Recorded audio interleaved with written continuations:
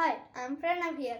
Now I am going to explain how the 18th Lok Sabha election 2024 was held and its entire process in a simple way. On 15th March, former President Ramnath Kovind gives report to President Droupadi Murmu.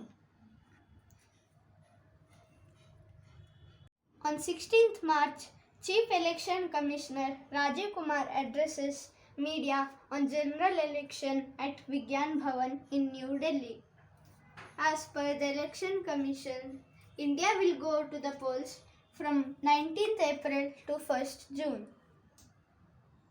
in 7 phases to elect 543 members of 18th Lok Sabha.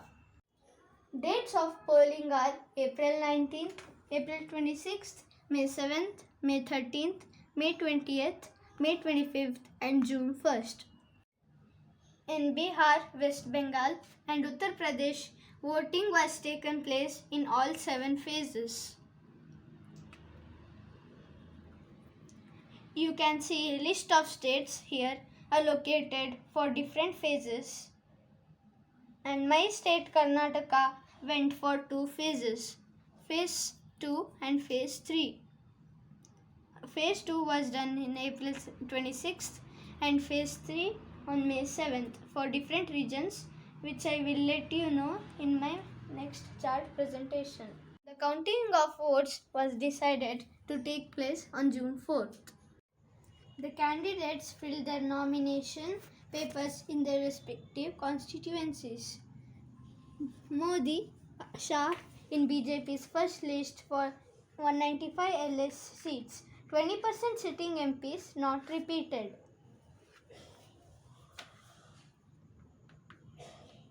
You can see that Phase 1 had 1625 candidates including women, graduates and above, etc.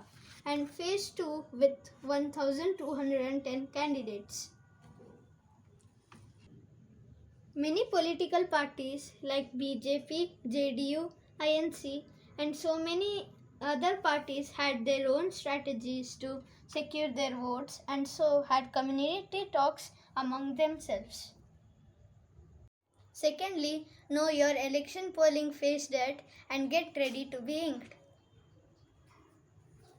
The poll time starts from 7 am to 6 pm.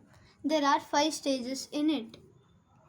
Stage 1. Voters should also carry voter slip issued by the local booth level officer for easily locating voters' serial number in the electoral roll. Stage 2. Voters will have to go to the first polling officer who is in charge of the electoral roll and responsible for verifying voters' ID. Your name and serial number will be called out so that polling agents know that your identity is not challenged. Stage 3. A voter is then supposed to move to the second polling officer who will mark the voter's left forefinger with indelible ink. The voter will then record her serial number on the electoral roll and sign or give thumb impression. The second officer will give the voter an assigned voter's slip. Stage 4. A voter should proceed to the third polling officer who will take the assigned voter's slip. The polling officer presses the ballot button on the control unit of the EVM, which activates the ballot unit. Stage 5. Press the blue button on the EVM against the candidate of your choice. Red, glowing on tiny lamp along with a long beep sound will confirm successful recording of your vote. Verify through VVPAT that your vote has been correctly cast to the intended candidate. And if a person is not in favor of any of the candidates in their constituencies or does not support the election system in the area, they can press the NOTA, none of the above button. Now let us know about EVM, electronic voting machine.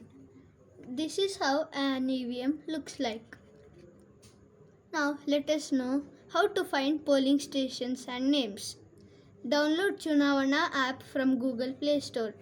Search a name on the voters list on these sites: www.nvsp.nic.in or www.cokarnataka.nic.in. Button panel on EVMs other than those to be used for candidates will be masked, so voters can't press any button for unlisted candidates, thereby wasting the vote. Prohibited near polling stations. According to rules, voters cannot carry their cell phones, cameras, or laptops inside a polling station.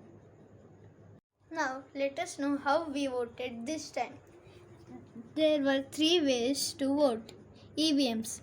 That's how most of India's 96.9 crore electors will vote. There are over 55 lakh EVMs this time. Postal ballot. This is how India's 19.1 lakh service personnel will vote, and also those who will be on poll duty. From home. This is for those 85 and above, a first in endless polls. Though this was first introduced in assembly elections during the COVID pandemic. Apps that make voting easier. ECI has launched several applications that offers citizens various electoral services by merely pushing a few buttons on their smartphones. First one, Voter Helpline, C-Vigil, Suvidha, Saksham, KYC app, and voter turnout.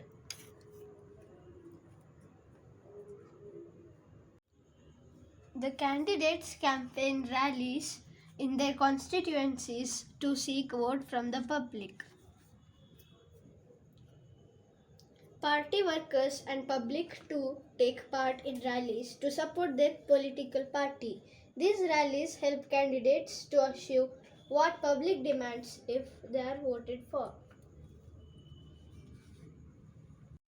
Voting measures like demonstrating the working of BVPAT and EVMs to polling officers, checkposts to assure safety measures, and monitoring the movement of goods, liquor, drugs, and transportation of money. Workers carry VVPAT machines to hand over in booth officials, specially abled voters after getting their fingers inked. Police and electoral officials take a break for lunch.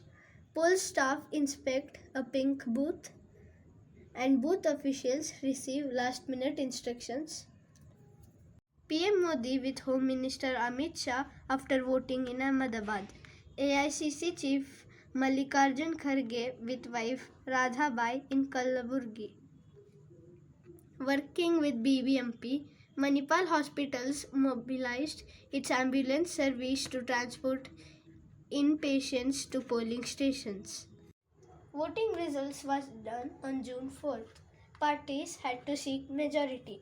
On June 5th, BJP-led coalition government was formed and Modi elected NDA leader and had to be sworn in as PM on June 8th. I'll explain more about result analysis in a separate session.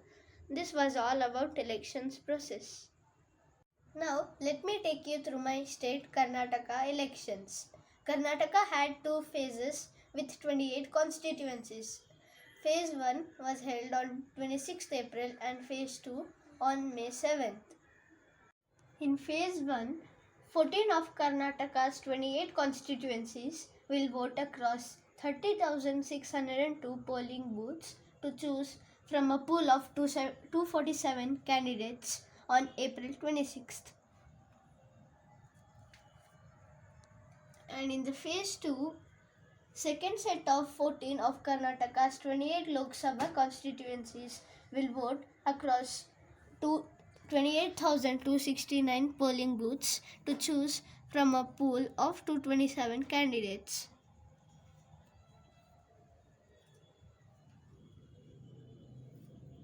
Here is a list of different candidates of 28 different constituencies. Like in phase 1 for Bangalore South, the phase off between Tejasvi Surya and Soumya Reddy.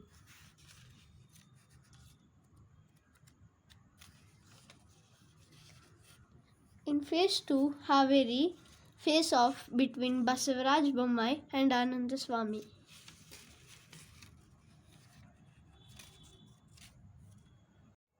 This is a list of 28 Lok Sabha constituencies. You can see the respective NDA and India leaders for each constituency. These are the 5 big poll issues. Number 1. Congress 5 guarantees versus Modi ka guarantee. Second, Ram Mandir. Third, water crisis and drought. Fourth, implications of caste census yet to be made public. Ahinda versus Vokkaligas, Lingayats. Fifth, corruption, law and order. Bengaluru has 4 Lok Sabha constituencies: Bengaluru Rural, Bengaluru North, Bengaluru Central and Bengaluru South.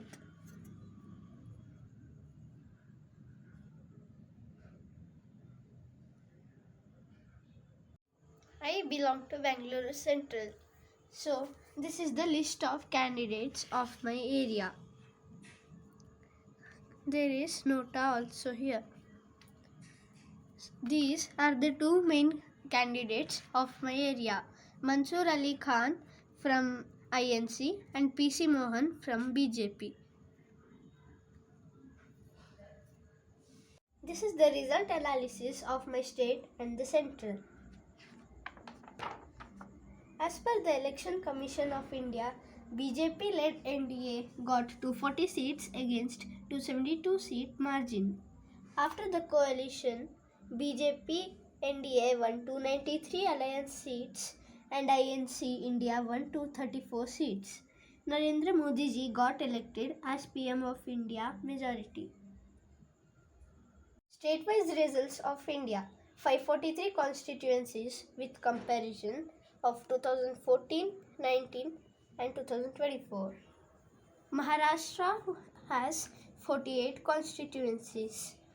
Out of them, BJP won 10, BJP plus party alliances 8, Congress 13 and Congress plus party alliances 17.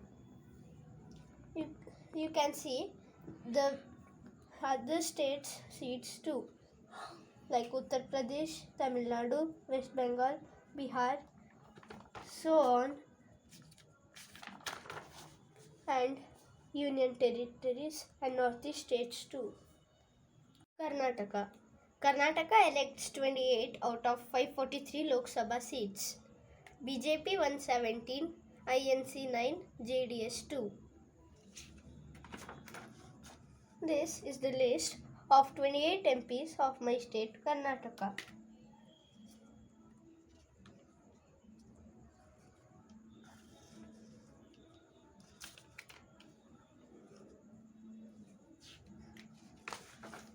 These are the 4 MPs of my district, Bangalore.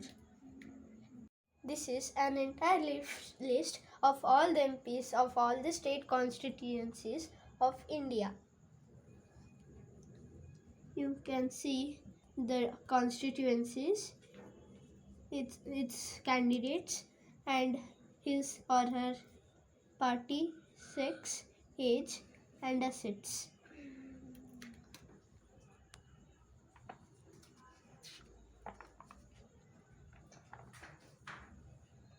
Finally, Narendra Modi ji sworn in as India's PM for a 3rd term with formation of coalition government as NDA alliance on June 9th and took oath along with other cabinet ministers at Rashtrapati Bhavan in New Delhi, administered by President Droupadi Murmu.